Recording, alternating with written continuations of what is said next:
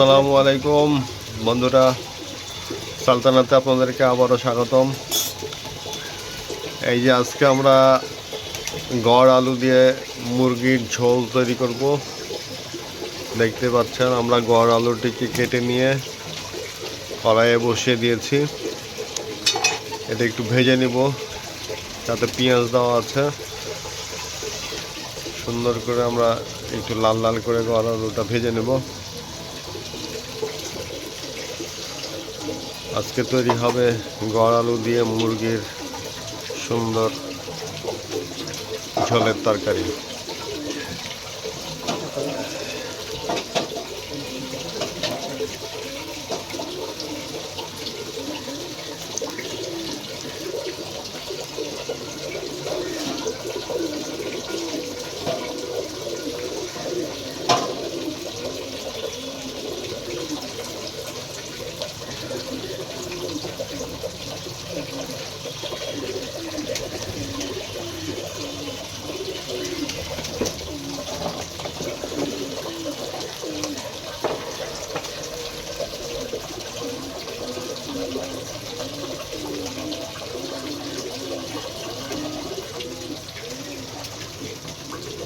আমরা পেঁয়াজ দিয়ে দিলাম আলুর ভিতরে, সবগুলো একসাথে ভাজবো সুন্দর করে।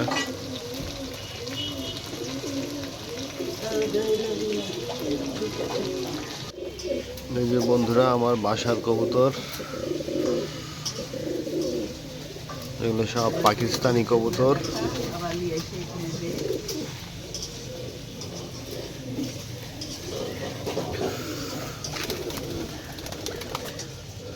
সবগুলোকে খেতে দিয়েছি, খাচ্ছে।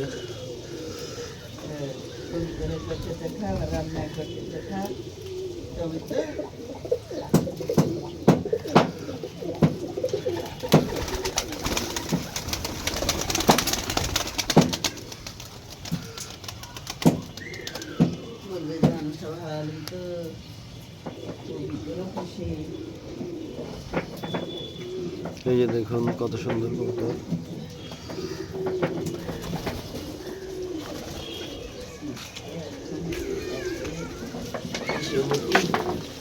এই যে এদিকে রান্না চলছে, রান্নার কাজ, সেগুলো সরাচ্ছে।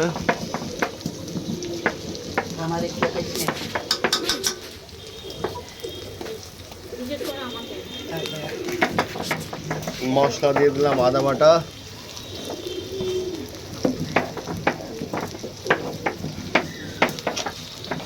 আমরা চুলাতেই রান্না করি।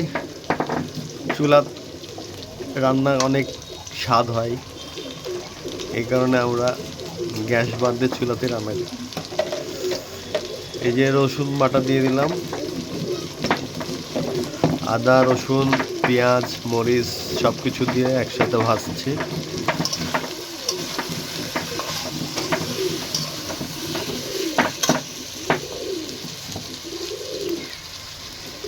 খুবই চমৎকার একটি খাবার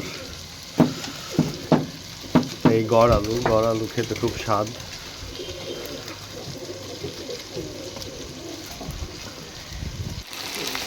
এই যে বন্ধুরা, আমরা জিরা এবং ধনার গুঁড়ো দিয়ে দিলাম।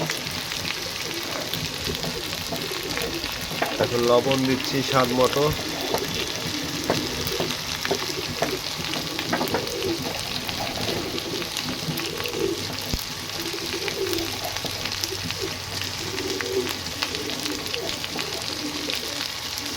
সামান্য হলুদের গুঁড়ো দিয়ে দিলাম।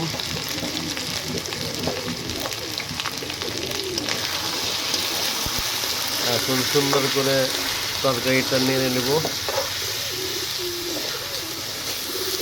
দেখতে একটি মজাদার খাবার তৈরি হবে, মুরগি মাংস দিয়ে গড় আলু। বন্ধুরা, আমরা গড় আলুর ভিতরে মুরগি অ্যাড করলাম। এখন এটাকে একটু কষিয়ে নেব ভালো করে।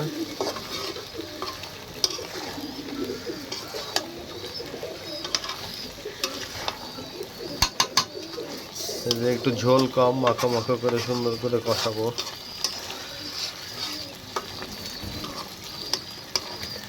খুব সুন্দর একটি কালার এসছে তরকারির, দেখতে খুব ভালো লাগছে।